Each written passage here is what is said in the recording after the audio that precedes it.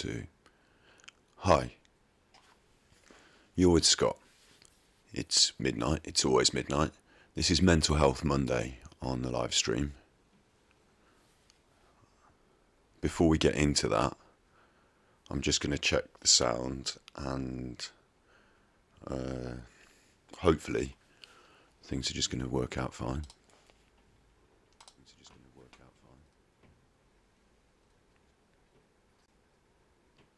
1, 2. 1,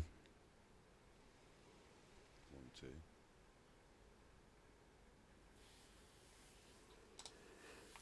I mean, that sounds okay to me. That sounds okay.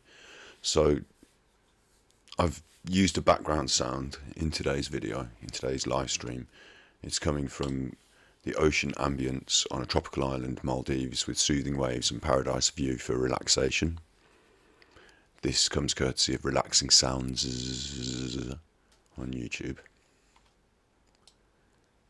If this background sound is too loud, and I'm not able to hear how loud that is, if it's coming through really loud at your end, either you tell me in chat, or we're just going to go ahead with this this episode of Mental Health Monday as is, and I'll discover it later in the edit and then never do it again. But hopefully we just got the gentle sound of relaxing waves in the background, courtesy of Relaxing Sounds. Relaxing Sounds is a YouTuber whom I sought permission to use the sound of the waves from their video in my work, and they were very gracious and allowed me to do that. So I'm very grateful for them, to them. It was a long time ago now that I asked that permission, and in that time this video has gone from 10,000 views to 10 million.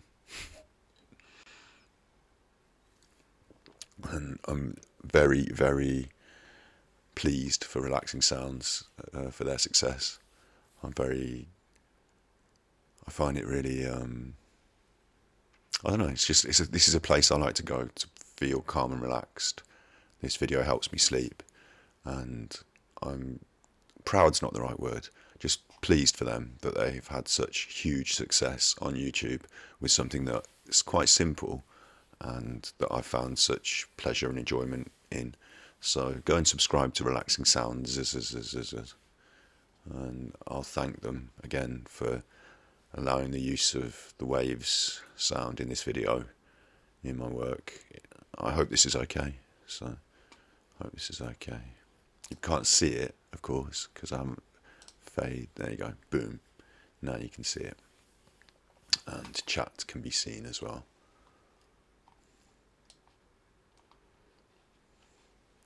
So we are away. Let me just...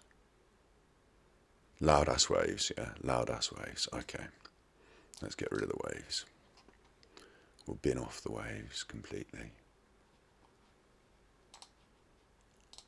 Bye bye the waves. They're gone, they're gone. I'll work out at some stage how to monitor sound correctly and raise and lower volumes in the future. That's something we can work towards on stream, isn't it? Something we can look towards doing. But for today, let's get back to what we're actually doing, which is Mental Health Monday. This is a place where you can... okay, before I get into that, yes, I'm vegan. Yeah, nicely vegan. I've been for a few years now. Yeah, it's nice being vegan. Yeah, I am. Yeah, so Mental Health Monday, what we're going to be doing every Monday is providing a place that anyone can come and talk in chat if they've got things they want to talk about mental health, on any topic. Bear in mind, it is live on Twitch, and I'm going to be putting these videos on YouTube, so, you know, bear that in mind. And I've got a few ideas to raise and talk about because I'm pretty sure that we're not going to have a chat flooded with suffering people on day one. But if anyone wants to join and talk, then feel free. That's what Mental Health Monday is all about. And along the way, I'll try and bring some support, some help. Let's just switch the old window, because I've got another window here. This one, yeah. That's the number for the Samaritans. It's a UK-based charity, and that's their email. You can just talk to them if you feel depressed. Specifically, if you feel really depressed and suicidal, do talk to them. But that's there as a support that, you know, is beyond what I can offer. So that's there. Okay. You've got... Tonight, we're going to talk about the worry tree. So that's the worry tree. We'll come back to that in a little bit. And I'm going to start by offering a couple of ideas to help combat anxiety. That's where we're going to start, because that's where all this stream, the videos, the YouTubing, it's where it all started from. I used to watch ASMR videos to help me sleep. I used to feel anxious, and through a process of learning and seeking help, I managed to combat that, and now I don't feel so anxious. In terms of depression, I've always felt depressed all my life and had various support networks for that as well. So I can now deal with that. I'm not saying that I'm going to be able to fix everyone's problems. I'm not the oracle of knowledge on all mental health problems, but I can be what's the word?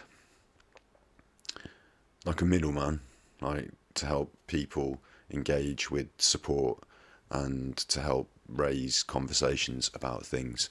I'm going to try and keep this low key, nicely, speak softly, so that I can upload it to True Binaural. I might not upload all of these videos to True Binaural. I might not upload all of them to YouTube. If you don't want me to upload something that we talk about to YouTube, just tell me and we don't have to.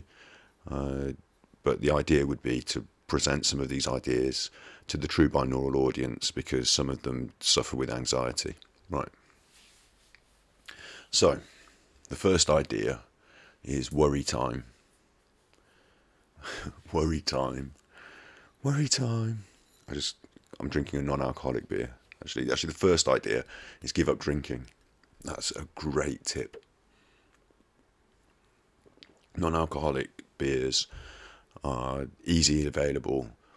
They give you that fake cigarette, placebo effect, when sometimes you think, oh, I just want to knock the top off a beer, and it really helps if you're going to try and reduce the amount you drink, or maybe give it up entirely. Alcohol makes you feel depressed. It makes you feel anxious. Not when you're drunk. When you're drunk, you're not like, oh, anxiety.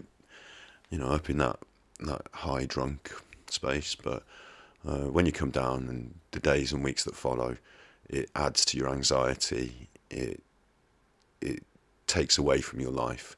So that's why I don't drink, and that's why I think the first tip for anxiety. Hello, Fortnite Queen 1991. That's a member of our Fortnite team. We're going to think of a name, and then hopefully I'm going to convince them to play a different game other than Fortnite, because I find it so stressful. Anyway, look, non-alcoholic beer, that's tip 1. See how that goes. Tip number 2. Today we're going to talk about worry time. And everyone worries. Everyone feels anxious. It's a natural response to things happening in the world. We're not able to control everything that happens in the world. I'm going to have to try and talk quietly, because it's going to try and go on True Binaural. I've got to remember that. We're not able to control everything in the world, and things are going to happen, like bad things. They're going to make you feel bad, right? That's just a fact of life that we're all going to have to learn to deal with. You're going to worry about things. There's going to be things that happen in the future that you can't control, that seem important enough to dominate your mental processes. You're going to worry about things. That's natural. That's part of being human. That's what happens when you have thoughts and aims and goals and fears, you know.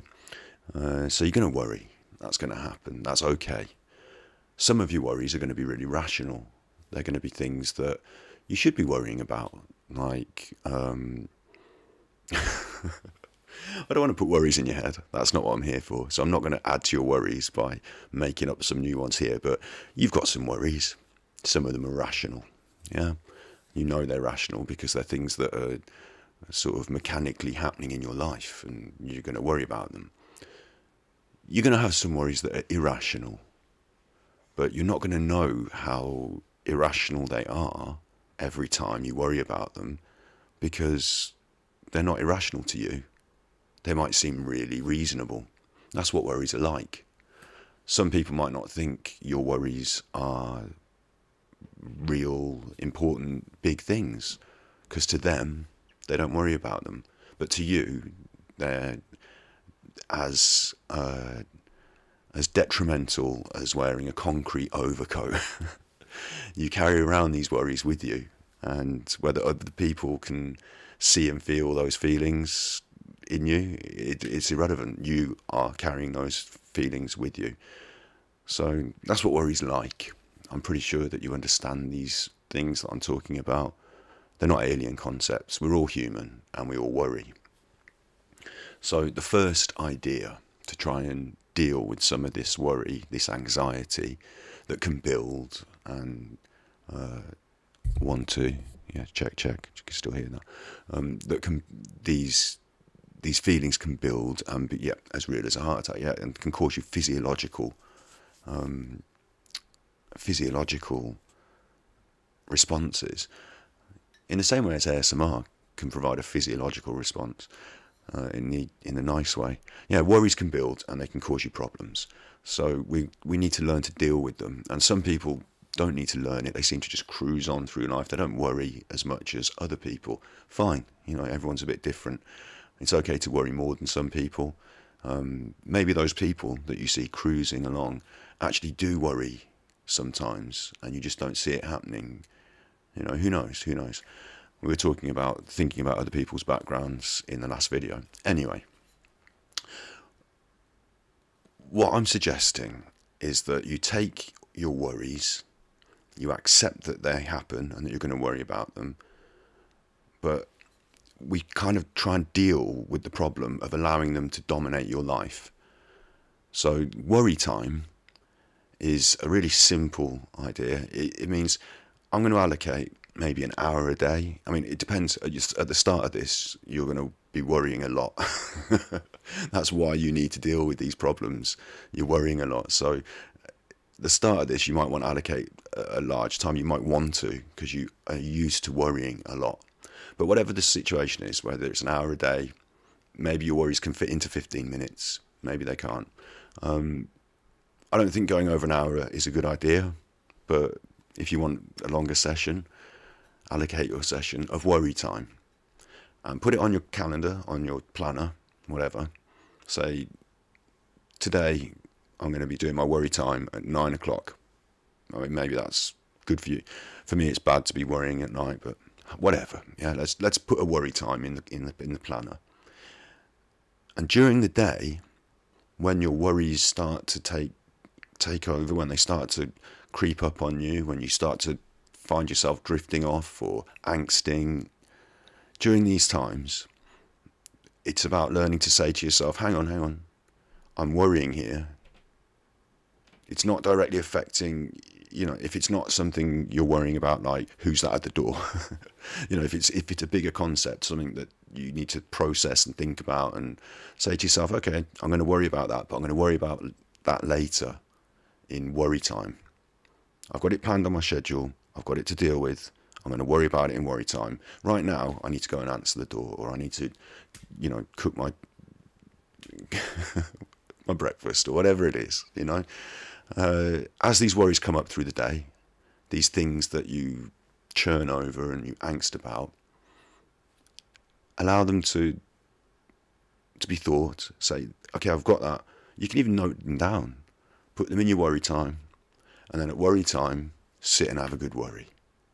If that's part of being human, and it's something that you need to do, to think about these things and to worry about them, maybe at that point you might consider talking to somebody.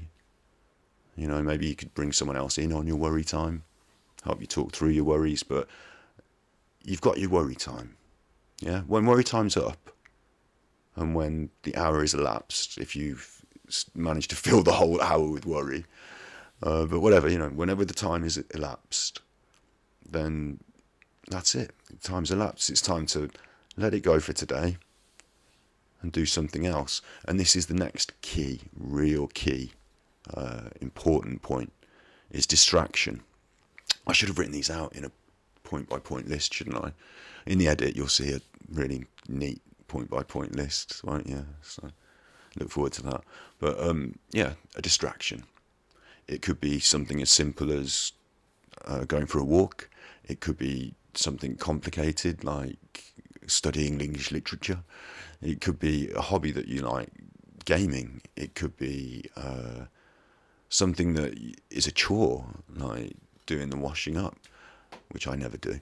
But yeah, you find something to say, right, look, I've got to occupy my mind with something different now for this amount of time. We've done worry time, and now we're back onto distraction from the worry, or we're back onto the reality of life, or dealing with the things that day to day, you know, you have to deal with, your life, your normal business. We're back onto that, and we're worrying again tomorrow at X time. So you've got a routine then. You can worry, you can, you know, take on your worries piece by piece in worry time. It seems like a simple but maybe difficult thing to do if you're consumed by anxiety, but at least attempting it, even in a short term as well. If something comes up quick, oh, I'm worrying about this now, it's best not to act impulsively and say, right, I need to schedule myself some emergency worry time. I need to worry about this thing, and I'm going to worry about it in the near future, like maybe in 10 minutes. But for now, I'm just going to get a cup of tea. I'm going to prepare myself for worry time, and I'm going to give myself a little 10-minute worry time, and then I'm going to go back to life. Yeah. So you've got this mechanic, like a gaming mechanic. Like you've got this button you can press, this strategy now, worry time, and you're in control of it. You might not be in control of everything else in life that you worry about, and we're going to come to other aspects of worry and how to deal with these things in this video and in upcoming broadcasts. But at least you've got a strategy. You know, at least you've got something that you can create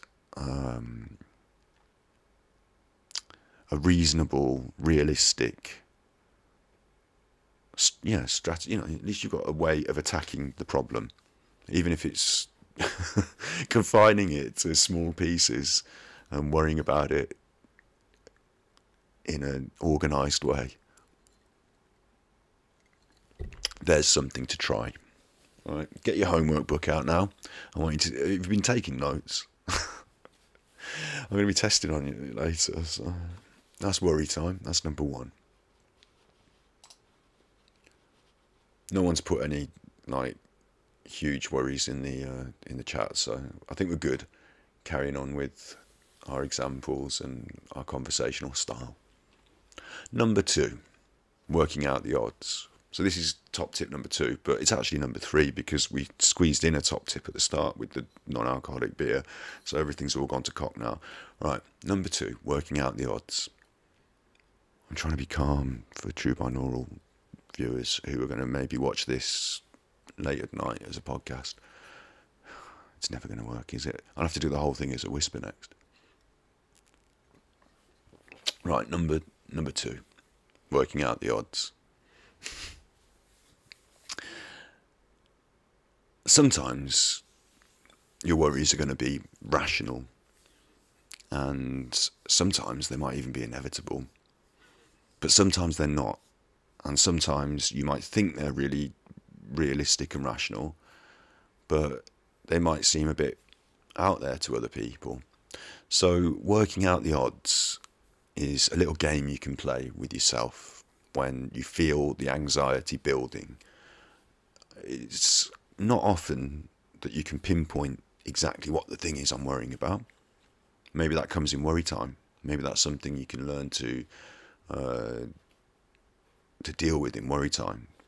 Trying to decide what really the nucleus of the thing you're worrying about is. But yeah, it's not often that you can say, right, that's it, that's the thing I'm worried about. But when you can, you can then work out the odds. So in the chat there, heart attack. If you're anxious and you suffer with anxiety, it's quite common to feel anxious about your own physical health. A panic attack, with its rushes of blood, tightness in the chest, breathing restriction following that tightness in the chest, lightheadedness, a panic attack can often feel like a heart attack. It can definitely feel like, and if you're already anxious, then these physical symptoms of anxiety make you feel more anxious because, oh my God, my blood's racing and I'm feeling a bit, so it plays itself into a circle, a vicious cycle. It's not easy during the moment of a panic attack to try and wrestle hold of your thoughts. Often mindfulness is key in those moments, and mindfulness is something we'll go on to discuss at a later date. But yeah, focusing on a simple thing like counting colours. That's red, that's green, that's green, that's green, that's 1, 2, 3 different kinds of green. That's 3 green things, that's 5 green things. It can just focus you back in on a more logical thought routine. Something like that anyway. We'll come to that another time. But the point I was going to make was about working out the odds. Is it a heart attack? You know, is it a heart attack?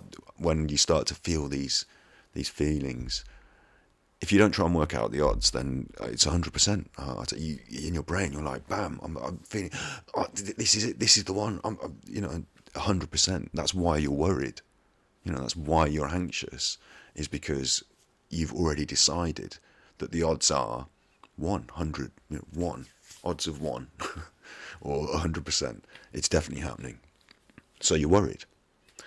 But you might try and take a step back and say, has this ever happened before?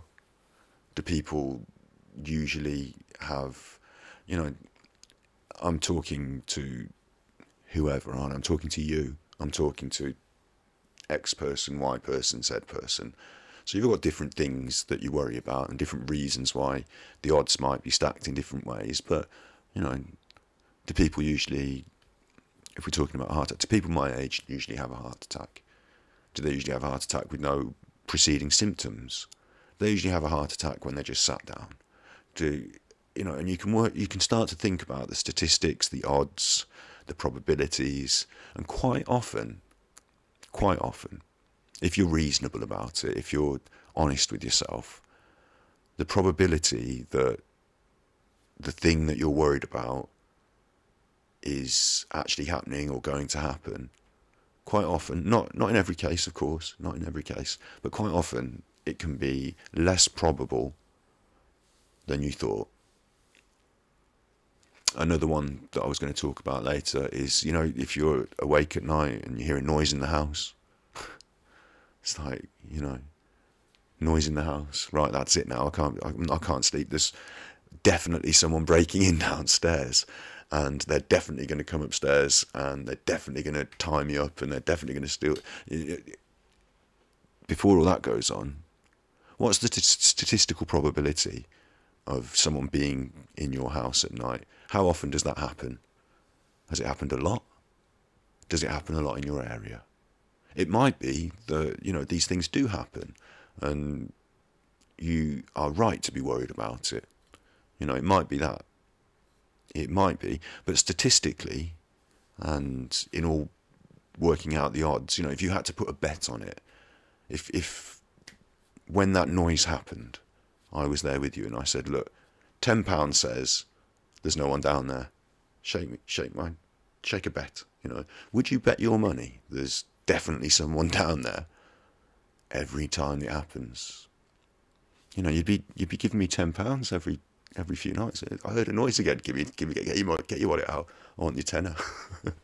Bet me that tenner. No, it's, you know, in a reasonable world, you'd say, okay, I'm worried about it, but it's not really someone down there, is it? It's just the cat's knocked the thing off again, or, you know, and the pipes make this noise when they settle at night, or there's a bird on the chimney and it's gone through the whatever. You know, these things are more likely than the thing you're worrying about.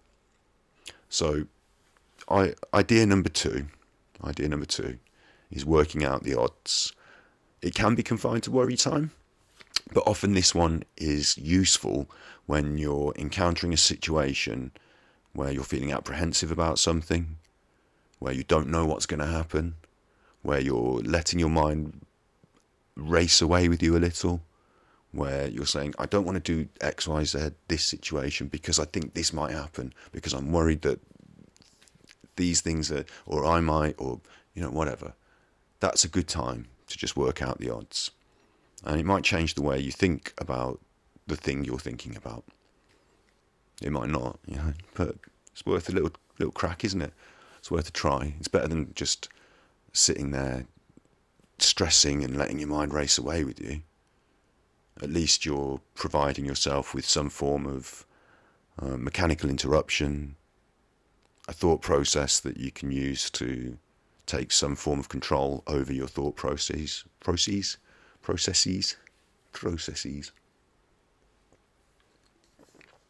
So there's some thumbs up. We've got worry time and we've got working out the odds. They're two things that if you write them down in your homework book, you might want to try. It's a lot, this is, to be doing all in one. And if this was a professional session in a clinic or whatever, if I was your therapist, then I'd be telling you that I'm afraid our time is up. Why don't you go away and work on that and write it down in your homework book? But I'm not going to do that. I'm going to carry on, and I'm going to trust that you can utilize the media to, like, take this in little chunks if you need to, or listen to it all in one and try it all out at once. I'm going to trust that you know your own pace, and that you can come back to this recording of this live stream, this video, whenever you feel like it. Right. I used to have a teacher that did that. I used to have a teacher that used to go, right. And we all used to sit there going, right. Now I've done it. Live on the old telly. I'm not on the telly. I'm on the internet, because if I was on the telly, I'd be up against Corrie, and I don't know. You know, maybe I should live stream at a different time, because Corrie's quite popular. Anyway, I'm getting off track. We are now going to get to the big one.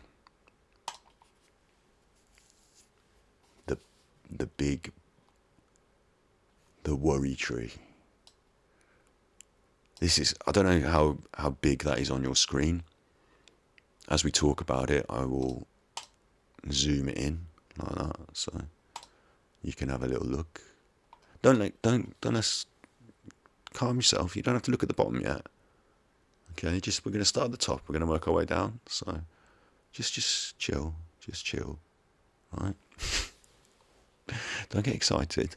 It's all right. It's just a worry tree. The worry tree. This worry tree is cool, right? What this does is it helps us to go through another strategic thought pattern, right? It's our own mind. We're trying to gain some control. We're trying to live in the real world. You know, we're trying to see things for what they are. We're trying to maintain a grip in times that we feel anxious and vulnerable and worried. And we're going to do this. You know, this is something we've got. You know, you got this. We've got this, and this is going to help us do it. The worry tree. So the first thing to do is to notice the worry. That's not hard.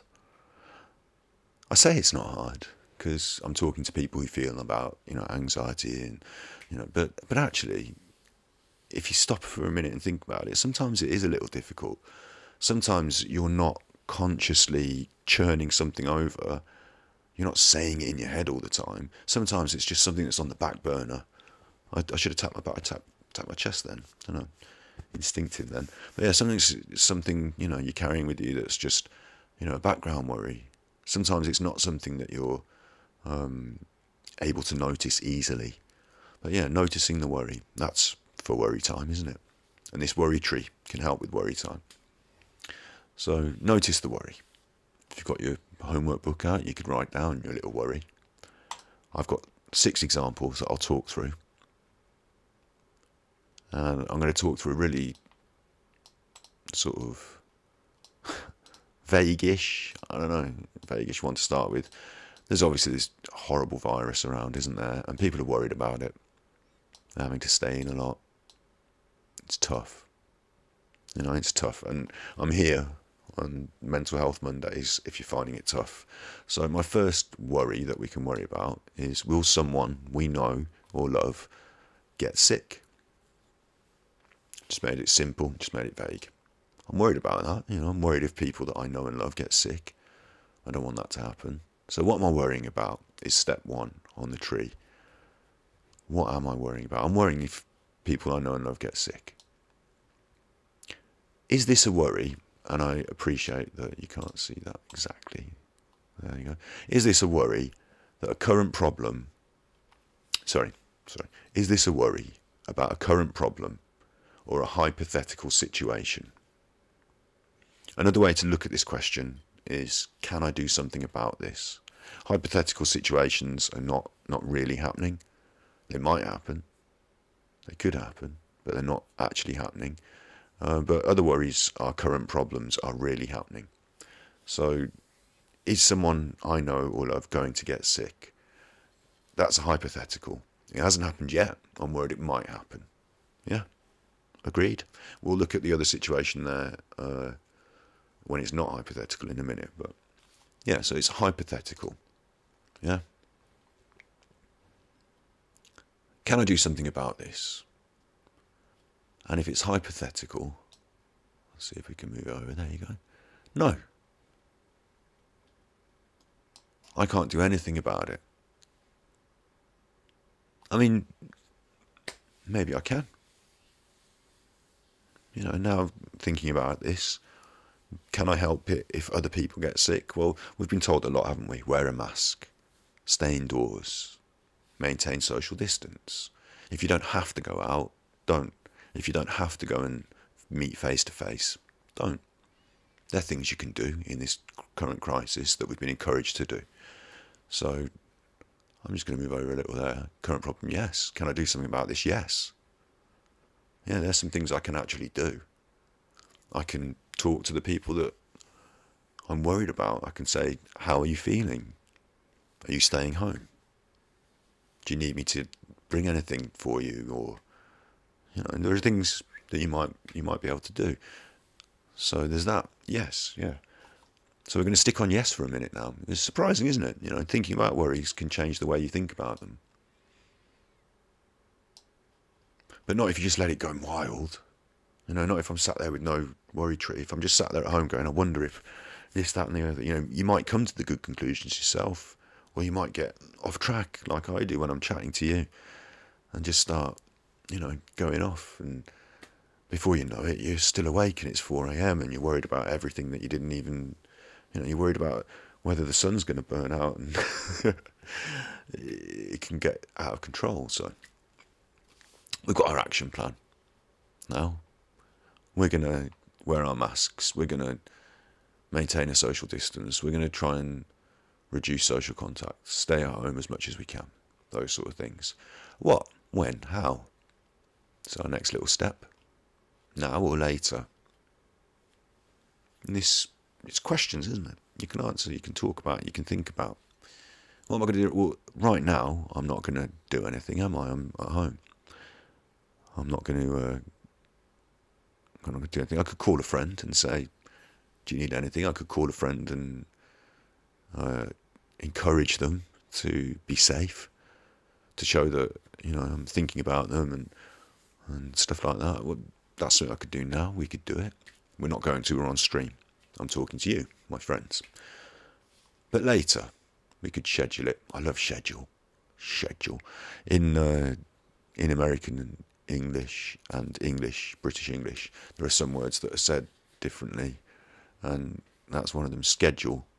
Some people might recognise it as schedule, but I like it as schedule. Schedule. Swifty. Right.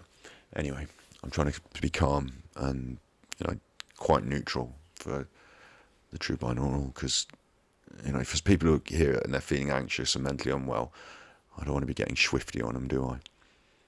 Maybe, you know, it might cheer you up to watch a bit of Rick and Morty, but now's not the time, is it? Let's get on. Sorry. Look, schedule it. Schedule it. Tomorrow, I'm going to ring my friends and I'm going to tell them to stay indoors, because what the hell are they doing? Tell them to wash their hands. Tomorrow, I'm going to wash my hands. I'm going to schedule that, you know, schedule it. Fine. Or right now, I might go and wash my hands right now, for example. You know, I'm going to do that. Right now, I'm just going to make sure I've got my hands washed again. Do it. Do it. And this is convenient, isn't it? What's at the bottom of both of these trees, right? When you do this thing, either you schedule it, like worry time, put that in the planner, or you do it now. If you're going to do it now, that's fine. Do it now. Some people like to get things done immediately. Some people don't mind about, you know, calling their friends up in the middle of the night because they just had to worry about washing their hands. But you might not want to do it immediately. You might want to schedule it. Anyway, once you've done either of those things, you let the worry go. This is not an easy step. It's not easy, but you let the worry go. You say, look, I've dealt with it now. I've gone through the tree. What more do you want me to do? Brain, you know, brain, our wonderful, powerful, sometimes dysfunctional, old squishy pink friend. What do you want me to do with it? You want me to keep thinking about it all night? I ain't into that. I ain't into that. I've let it go. I've got to change my focus of attention. So I'm saying to my brain, I can't even let this go. I'm going to have to put on a Rick and Jorty. I'm going to have to, you know, play a bit of FIFA or something more healthy. You know, I'm going to have to do something else to stop me from thinking about these things that I worry about, because the worrying process is detrimental. I think we can all agree on that.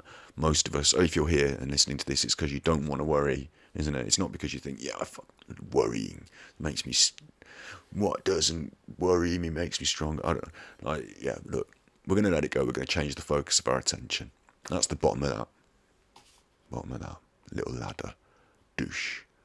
Worry tree. The worry tree. Ho, ho, ho, ho. You might want to imagine a big talking tree, like you get in many fantasy sci-fi tropes, like a big talking tree.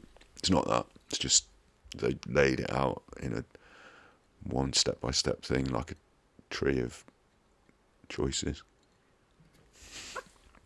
It's more of a tree like coders think of trees than people like me that go out in the woods. But it's still, they have actually, to be fair, they've drawn a little green Christmassy sign.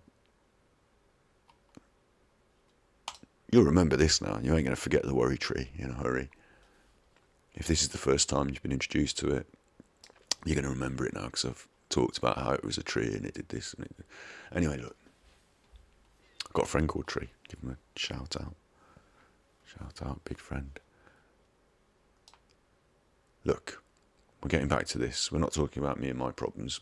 We're talking about you and yours. Although, if you want to talk about me and my problems, we're quite happy to. Don't worry. Don't worry. Don't worry. People say that all the time, don't they? Don't worry. Yeah, okay, that sorted it for me. Thanks. Right. Our second one that I've got. Will I be able to pay the bills? This is quite a common worry people have. Will I be able to? It's vague. I've deliberately made it vague so it could apply to everyone, so we can all think about it. It doesn't apply to me. Oh, I'm really kidding. Look, will I be able to pay? Will I be able to buy the things I need to? Will it be financially stable? Will everything be okay? You know, I'm worried. The money, you know, I've got the worry tree. So step one, notice the worry. Well, I've noticed that. I'm lying awake and I'm, you know, going over my thing on my phone with the bank account, and notice the worry. Yeah.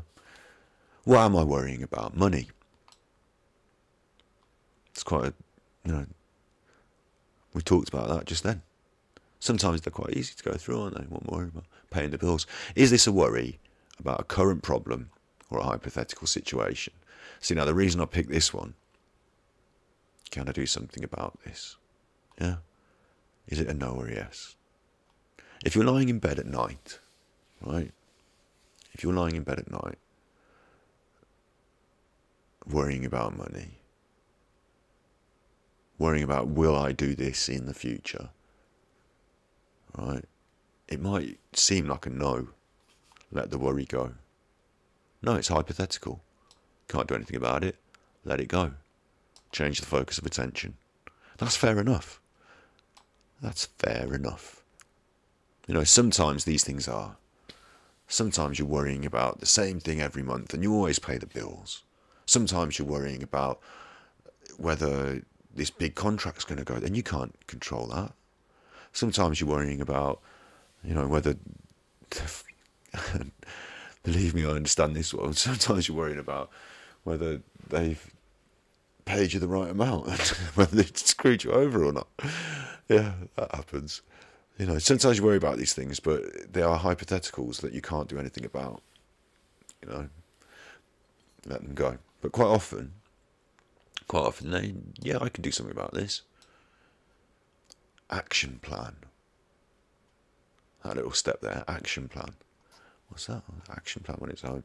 Well, it might be that lying in bed at night, you can't go out and pull in the $5,000 that you need, you know, by the time you brush your teeth in the morning. It might be that. It might be that it's best to think about it later, to set it into worry time, to let it go for now. You know, it might be that. But an action plan, that's part of a plan. You know, I'm going to deal with it at this time. An action plan could be as simple as I'm going to save the money. I'm not going to spend it for the rest of the month. It could be as complex as I need to get a paper round, or I need to fill in these job application forms for this thing, and you know, whatever it is, it's part of your plan. You can organise that in your mind, how I should fix the problem. Whatever strategy you want, whether you're going to put it in worry time or what, when, how. Now or later. Are you going to do it now? Are you going to get out of bed at 4 a.m. and start, you know, logging on to the stock market? And is that the frame of mind that you want to take into your important financial decisions at 4 a.m? Are you going to think of the key to all of your woes at 4 a.m? No. It's okay. That's okay. We'll do it later. We'll schedule it. Schedule it. So let the worry go. Change the focus of attention. You know, you might want to have a meeting with your financial advisor. You might want to talk with someone that you trust. Schedule it. And then we'll try and let it go. It might be that you're not worrying about this at 4 a.m. It might be that this is 1 p.m. You know, it might be that countdown's just finished. You've had your toast. It's, you know, what we're going to be doing about this? Well, right now, we better start, you know, getting on it. We need to call that number. We need to, you know, fill in that form. It might be that it's within your grasp. It might be that you find you're not certain about what the action plan is. And that's part of the action plan. Let's get certain about the plan. Let's call someone. Let's talk to someone. Let's do it now. If you can do it now, that's fine. You know, if your friends don't mind being called at 4 a.m, that's an option. But majority of people, after a good night's sleep, even if it is the afternoon when you wake up and you're in a bit of a bad cycle, you know, doing it now, giving it a crack, pushing forward a little bit, having a chat with someone, it can be as simple as that. Do it now. Once you've done that, it's time to let it go again.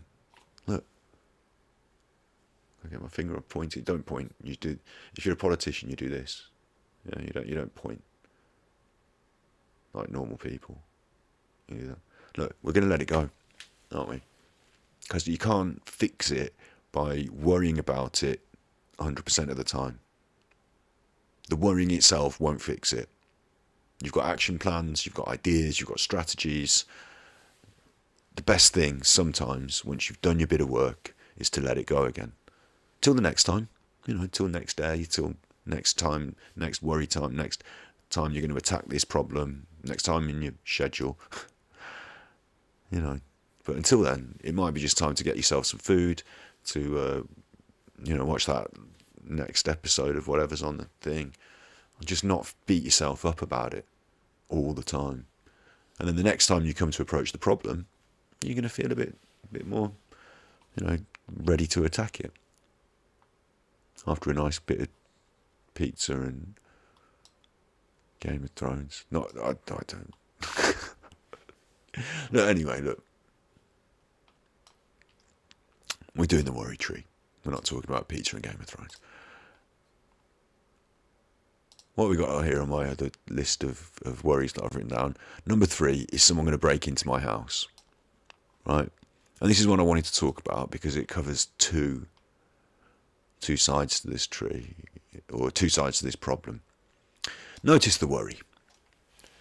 Sometimes this worry can happen because you've just heard a noise, and we're going to talk about that. We all recognise that. We've all been there, yeah? But sometimes this worry's a bit different. Sometimes it's, I'm making every noise seem more than it is because I'm anxious. We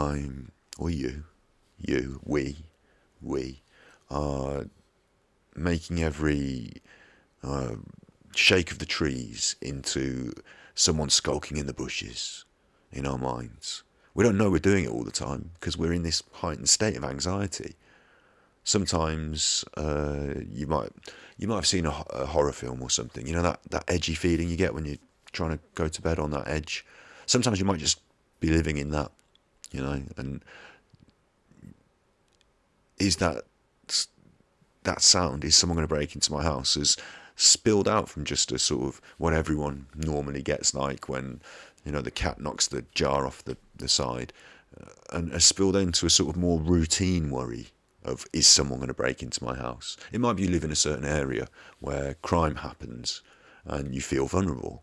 It might be that something has happened, and when you're doing your probabilities and working out, what's the probability of this really happening, that because it's happened, you're like, well, actually it's quite high.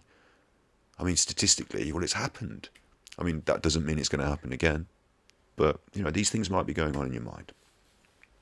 So that's different from the reaction of just, there's a noise, right? So the first one we're going to talk about is this different one, this persistent worry. What am I worrying about? Is this worry about a current problem or hypothetical? Or can I do something about this? So it's a hypothetical. Is someone breaking? Are they really? If someone were to break into my house, I could deal with it because I could run downstairs and clobber them. You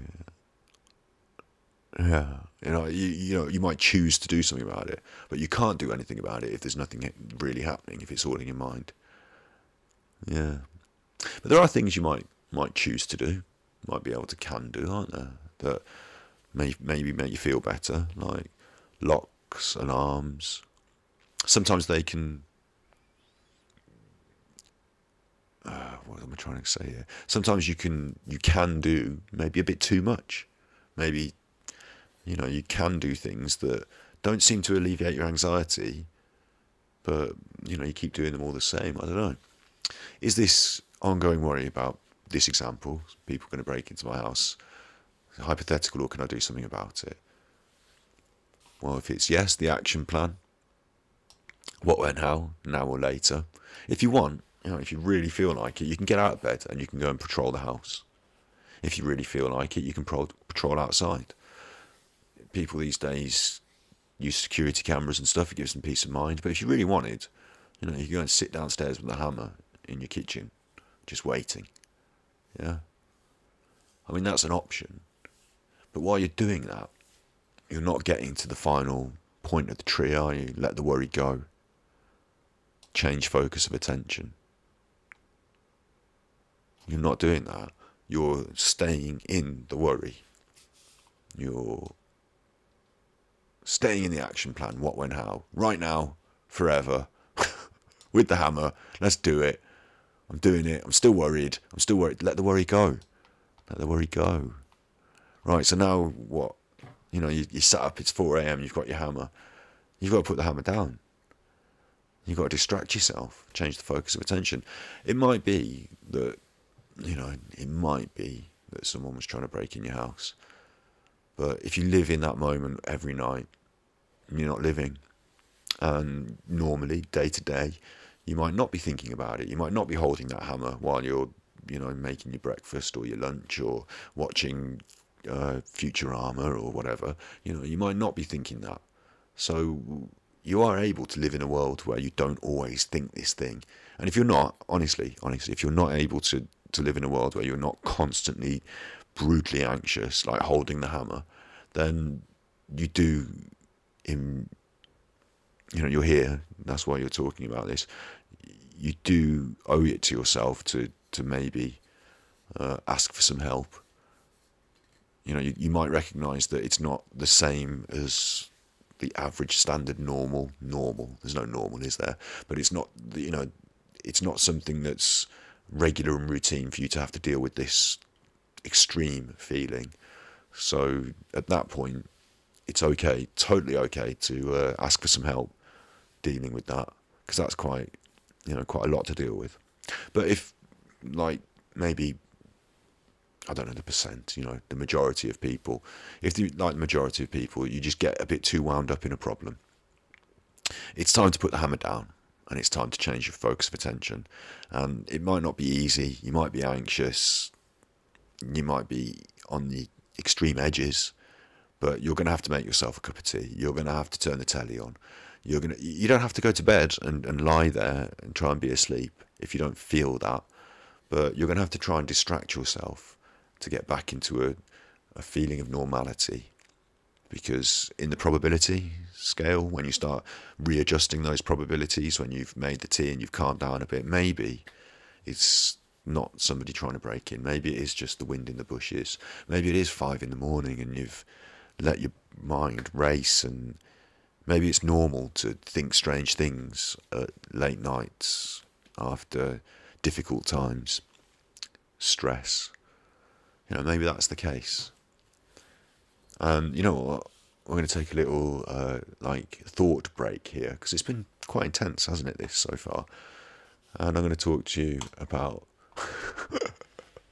something just completely less intense, which is hypnagogic and hypnopompic hallucinations. You heard it here first. Hypnopompic.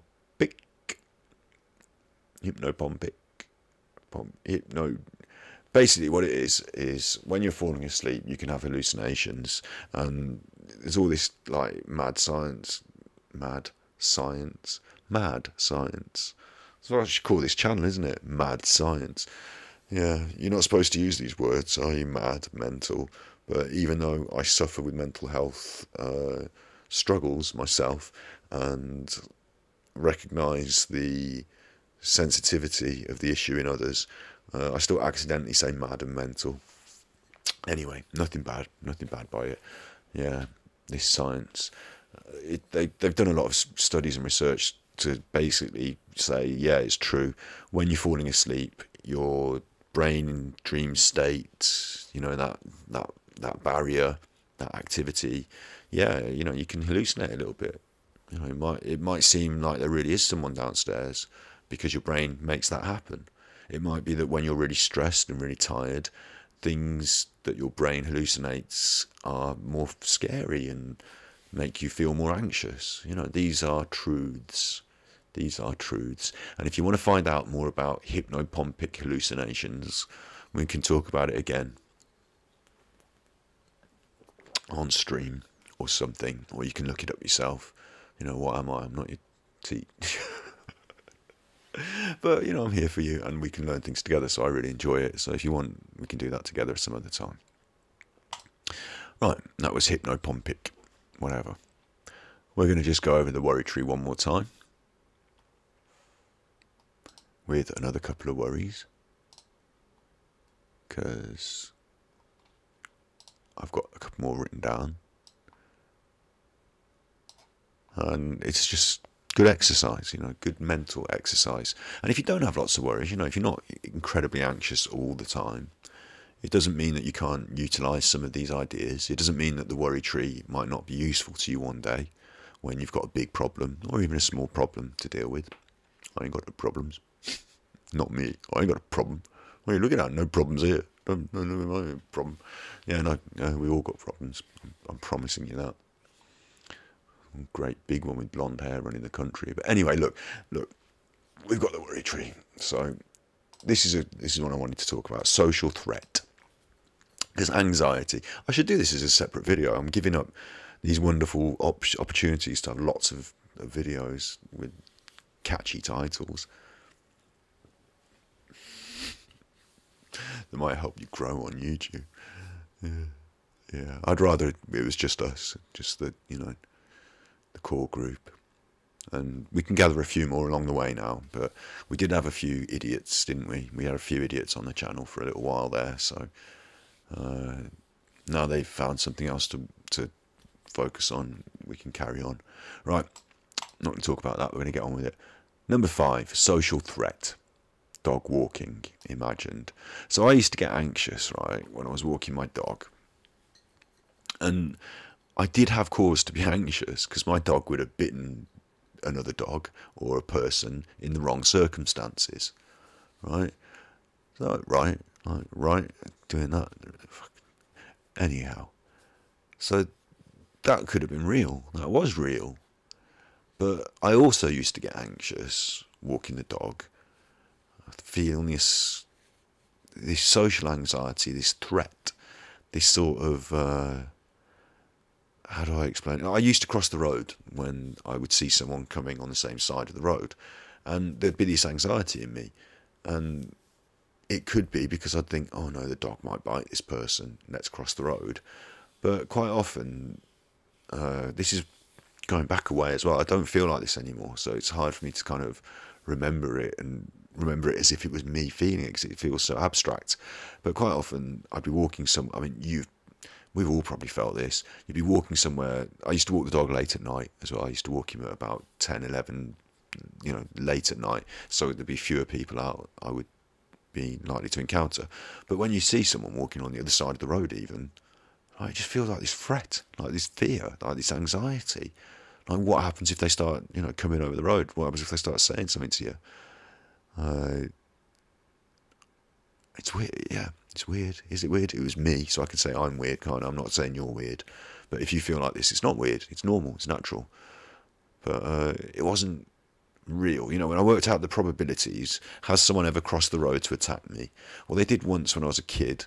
A football match, I shouted an obscenity at a group of rival football fans, and they came over to remonstrate. So it was my own fault, and I didn't realise they would react that same way, but they did. So that happened. So yeah, that's happened once. It's happened once. But I got a reason for that. I shouted the thing, didn't I? So yeah, no, very, very unlikely. Maybe another time there was I remember a funny time that we'd just come out of a shop. In England, we call them shops. We just come out of a shop, and I had some chocolate, and I remember this vaguely. A boy came from a short while away to be aggressive and to be rude, and said something aggressive and rude. So I offered him my chocolate. I said, would you like some of my chocolate? Thinking that might, maybe that's what he was jealous, like angry about, because we just come out with this chocolate. Maybe you want, maybe that would help. I don't know. He didn't want any of my chocolate. He told me in a Scottish accent, no, I don't want any of your fucking chocolate. So let me get that clipped. Yeah, no. So anyway, yeah, that did happen once, I suppose, or twice. But yeah, in general, no. Like walking the dog, people aren't crossing the road to attack me. Like they're not doing it. It's not happening all the time. But every time I'm walking past them, I'm feeling a very high sense of anxiety, of readiness, of street preparedness, whatever you want to call it. And on reflection, maybe I didn't need to feel that. So on the worry tree, what am I worrying about? I'm worrying about, is someone going to come and attack me? Are they going to socially, in a social situation, suddenly going to kick off and I'm going to have to deal with it? Right. So is it hypothetical? Can I do something about it? What I can do is I can hang around in social situations where it doesn't happen very often. I can cross the other side of the road. I can hang out with a bigger group of friends. Not at the moment because of the COVID. Can't because of the COVID. You can't hang out with your friends because of the COVID, Stu. Right, so, you know, there are things you can maybe, mitigate. But generally, no. If someone's going to start running across that road and attacking me, not really something I can do about it. No, not really. And it's hypothetical, isn't it? So, do I need to do anything about it while that person's walking and do I need to start shouting, "Oi, mate, you stay off me"? No, I don't need to do that. Do I need to carry a weapon? And this is something that actually happens on our streets. Young people feel threatened. They feel worried. And they think, do I need to do something about this hypothetical situation that could happen? Yes, I'm going to carry a knife. Right? So now you're walking down the street and you've got a knife. And you're walking past someone who's on the other side of the road. And in their brain, they're going, who's this person coming? Are they going to attack me? What's going on? And they see you've got a knife and they think, shit! And it all kicks off. Marlo, talking quietly on the internet. So, this is serious problems that happen in the real world that everyone deals with. But in reality, is someone going to cross the road to come and start remonstrating with you on the average day that you walk the dog? No, not really, not likely. Is it? Can I do something about it, even if they were going to? No, not really. So what am I going to do while I'm walking my dog? I'm going to let the worry go. And I'm going to change the focus of my attention. I'm not going to walk that whole street thinking, when are they going to attack me? When are they going to attack me? When are they going to attack me? I'm not going to do that. I've done it. I've been in these situations. I'm not going to let that cripple everything. That's a bad word to use, actually. Maybe I shouldn't use that. I'll edit that out. I'm not going to let that, contain all of who I am. So I start thinking about something else, start changing focus of attention, using the mindfulness, using some of the techniques that we'll talk about in the future on how to change attention, how to change your focus of attention. But distraction, it might be that you want to call someone, it might be that you start singing the words of a song that you like, but that might not help as much as really focusing your attention on something else like counting colours or whatever it is. You get through the situation and initially it's going to feel like, what am I doing here? I'm anxious and I'm like counting these colours and why am I, it's going to be a lot to deal with in the situation because you're so used to feeling the anxiety and letting it control and letting it run away. But now you're in charge. Now you've got the wheel, you're going to start to gently steer it in a different direction and you're going to get used to the feeling. Sorry about that noise. You're going to get used to the feeling of driving. You're going to get used to the feeling of controlling that.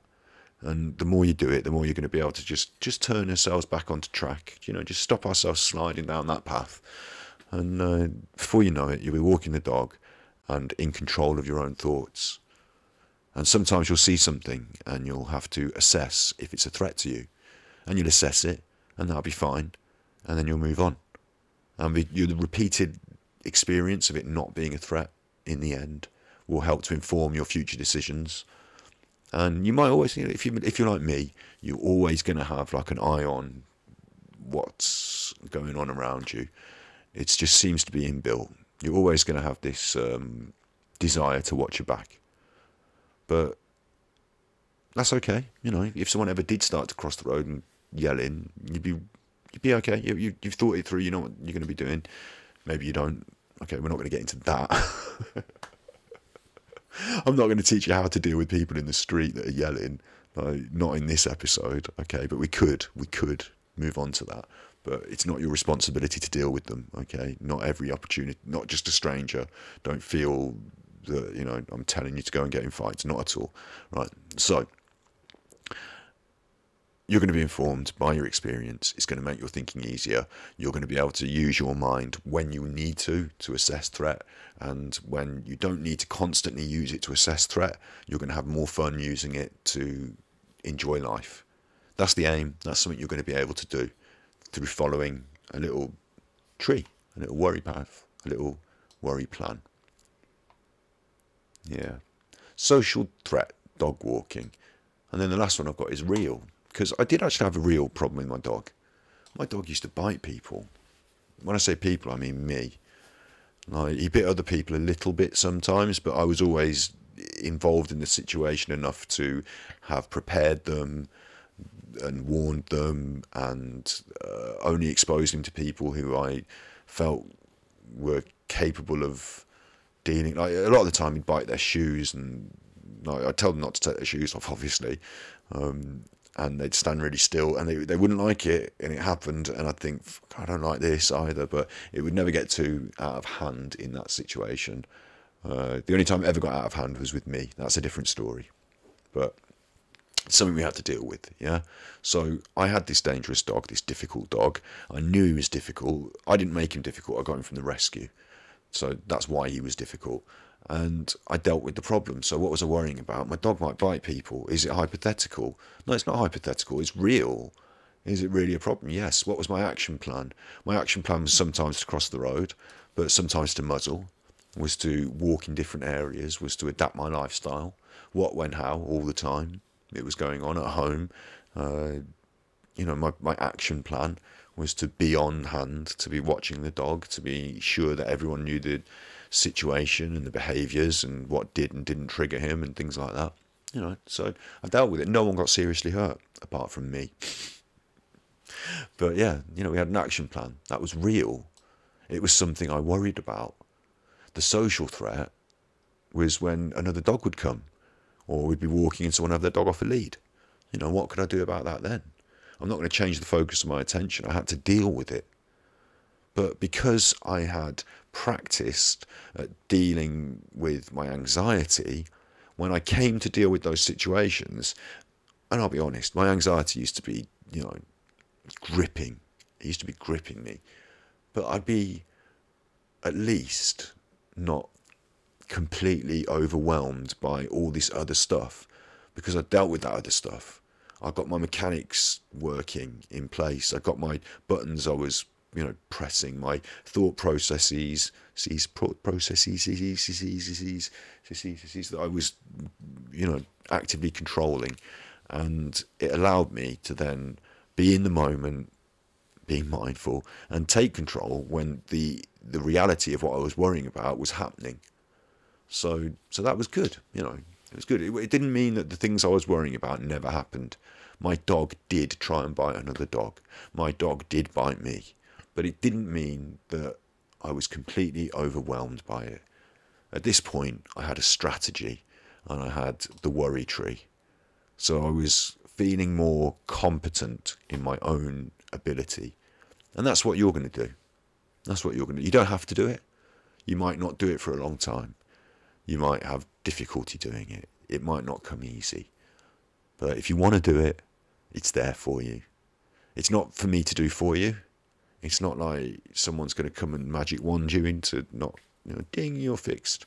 This is just you and your brain, and these are things that you think, and these are your options. So it's all up to you. Like, I'm not going to do your homework for you. So yeah, I'm such a nice. That's the sentiment I want you to take away from this is I'm always here for you, and that every Monday I will be here for you, and we can discuss for an hour or more things. We can look at strategies. I'll help by bringing what I've found useful to the table. You can bring what you find useful to the table or not. if you've got difficulties, you can talk about them. It's every Monday, GMT, 8 o'clock. 8 o'clock GMT on the old Twitch. At the moment, that's, we're just starting out. So that's what we're aiming for. It's just a simple but visible service. So we can talk about mental health. So that you have safe knowledge that it's there. Yeah, that's what we're aiming for. So if that happens over the next few weeks, you'll get used to it. And so will I. Right, we've covered those things, haven't we? I'm just going to jump back to the Samaritans. I've had this up earlier. The Samaritans are an organisation that if you're feeling really depressed, you can talk to them. That's just basically what it is. It's really simple. If you're in the UK, I'm assuming this is a UK thing, right? But it's easy to go online and look up something similar in your country. It's easy to, to pop on Ecosia, type in mental health support.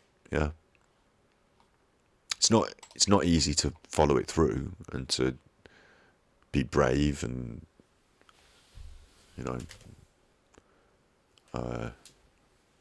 one, two. Yeah, you can still hear me. It's not easy to be brave and talk about things always. It's not easy always. Not for everyone. But then nothing is it really? You've got used to that already, haven't you?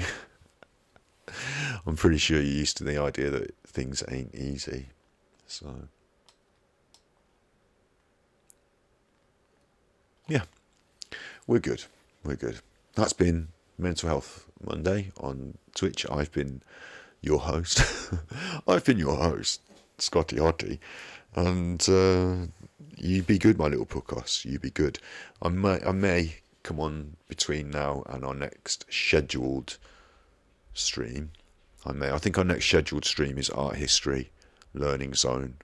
I think that's what we've got lined up, where we're going to talk about art and history and maybe learn something.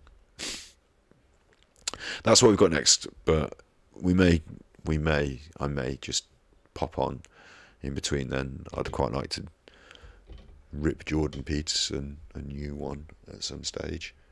But until then, bring your worries to us. Bring your mental health issues, support, ideas.